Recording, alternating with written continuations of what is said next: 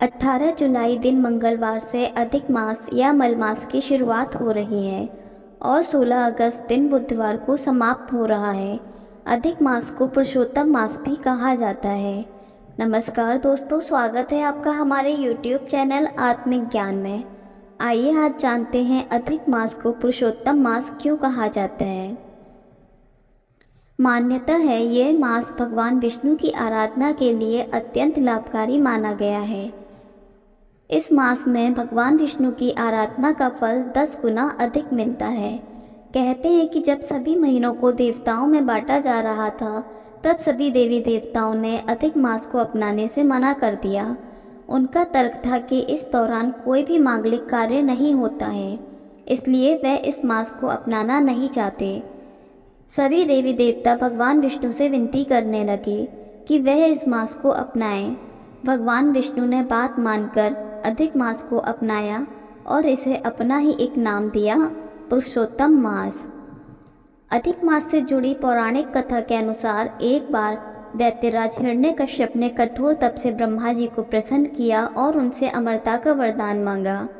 लेकिन अमरता का वरदान देना निषिद्ध है, इसलिए ब्रह्मा जी ने उसे कोई और वरदान मांगने को कहा। तब हिरण्यकश्यप ने ब्रह्मा जी से कहा कि आप ऐसा वरदान दें जिससे संसार का कोई नर नारी, पशु, देवता या असुर उसे ना मार सकें। उसे वर्ष के सभी 12 महीनों में से किसी भी महीने में मृत्यु प्राप्त ना हो। उसकी मृत्यु न दिन के समय हो और ना ही रात्रि में।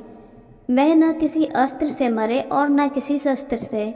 उसे न घर के अंदर मारा जाए और ना ही घर के बाहर। ब्रह्मा जी ने उसे ऐसा ही वरदान दे दिया। लेकिन इस वरदान को मिलते ही हिरण्यकश्यप स्वयं को अमर और भगवान के समान मानने लगा। तब भगवान विष्णु अधिक मास में नरसिंह अवतार के रूप में प्रकट हुए और शाम के समय देहरी के नीचे अपने नाखूनों से हिरण्यकश्यप का सीना चीर कर उसे मृत्यु के द्वार भेज दिया। आइए जानते हैं अधिक मास के महत्व के बारे में। हिंदू धर्म के अनुसार संसार के प्रत्येक जीव 5 महाभूतों जल, अग्नि, आकाश, वायु और पृथ्वी से मिलकर बना है। अधिक मास ही वह समय होता है जिसमें धार्मिक कार्यों के साथ चिंतन, मनन, ध्यान, योग आदि के माध्यम से व्यक्ति अपने शरीर में समाहित इन 5 महाभूतों का संतुलन स्थापित करने का प्रयास करता है।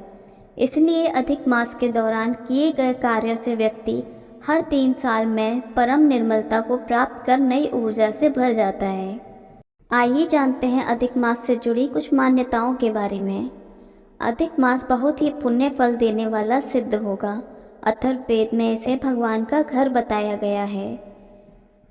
अधिक मास के अधिपति देवता भगवान विष्णु हैं। इस मास की कथा भगवान विष्णु के नरसिंह अवतार और श्री कृष्ण से जुड़ी हुई हैं। अतः इस मास में इन दोनों की पूजा करने से सभी तरह के संकट मिट जाते हैं। इस मास में श्री कृष्ण, श्रीमद् भगवत गीता, श्री राम कथा वाचन, गजेंद्र मोक्ष कथा और श्री विष्णु भगवान के नरसिंह स्वरूप की उपासना विशेष रूप से की जाती है। इस महा उपासना करने का अपना अलग ही महत्व है। जो व्यक्ति इस माह में व्रत, पूजा और उपासना करता है, वह सभी पापों से छुटकारा पाकर वैकुंठ को प्राप्त होता है। ऐसा माना जाता है कि अधिक मास में किए गए धार्मिक कार्यों का किसी भी अन्य माह में किए गए पूजा पाठ से 10 गुना अधिक फल मिलता है।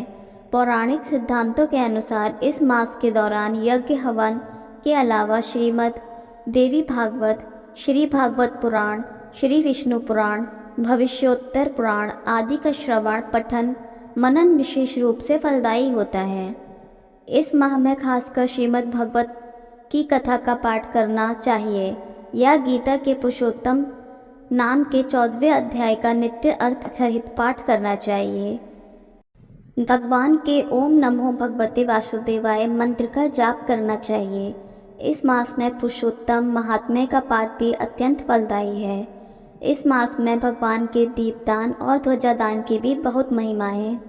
इस मास में गायों को ताजी व हरी घास खिलानी चाहिए। इस माह में विवाह, नामकरण, श्राद्ध, कर्ण छेदन व देव प्रतिष्ठा आदि शुभ कर्मों का निषेध है।